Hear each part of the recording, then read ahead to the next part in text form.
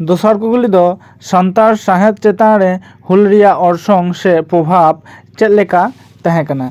तो तेला लेका तबन नेल लेगे सान्तार हुल तालाते जहाँ जेलेका फुरगोल बन नाम लेदा उनकागे नवा नवा अनलियो कोआ नवा साकाम आते हुल अक्तो सान्तार कोआ अवस्था सान्तार को हुल रे ओकालेकान कारधनी को देखावा कदा ओना रिया सानाम कथा कोगे अनलियो को साब राकाब आकादा। नुआ सान्तार हुल दो 1855 साल रेना 30 जून हुई लेना सिदू कानू चाँद भैरव तकिना आयुरते भगनाडी डही खन सान्तार हुल दो एतहब लेना। नुआ सान्तार हुल लाहारे आर बांग सान्तार हुल परे हों सान्तार साहेद रिया चर्चाव दो उनकागे ताहें कना। आयमा अनलियो सान्तार को उद्गव खातिर अडी मोच ऑल को गाबान आकादा। आबो बन बाडाया सान्तार साहेद दो बार थकड़े हटिया कना जहाँ दो कथनी साहेद आर गथनी साहेद बन मेताग कना।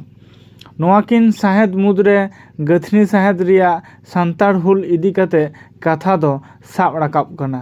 नेला कना नोआ हुल रिया कारणते सान्तार को ओकालेका हाले डाले काना को ओना को रिया कथा नित हो सान्तार साहेद रे सेदाय रेना मिटांग हर सेरिंग रे नोंका मेनाआ।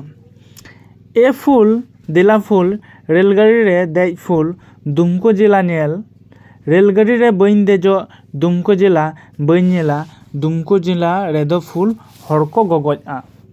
नुआ हर सेरिंग खन फुला गापालमाराव कथा सदरक कना।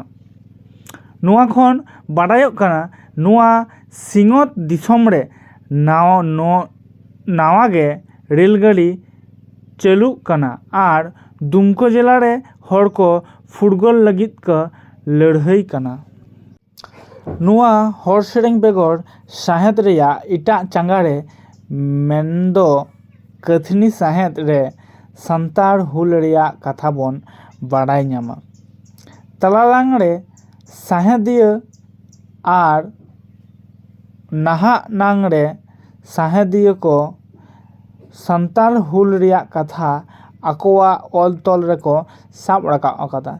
जेलिका हारमास भिलेजा गामाम रे सान्तार हुल गायान रे इमान कथनी साहेद कोरे हों नुआ हुल इदी कते आयमा कथा ऑल राकाब आकाना। सान्तार हुल खातिर अनलियो को जेलिका सान्तार को चिरगल लेत कोआ उनकागे नवा नवा सताम आते सान्तार साहेद मुड़ोय को किशोर लेदा। नुआ हुल तलारे साहेद रिया मिद मारांग हिस गे पेरेज पुरुन आकाना। तेहेन नुकु अनलियो तालाते सान्तार हुल रिया कथा गोटा दिसोम रेको हर को बाडाय तियु आकादा। मा एनखान जोहार नोंकागे आयमा लेकान सिलेबास रेना कुकली को नेल लगित नुआ education of Santali YouTube channel subscribe ताबन पे।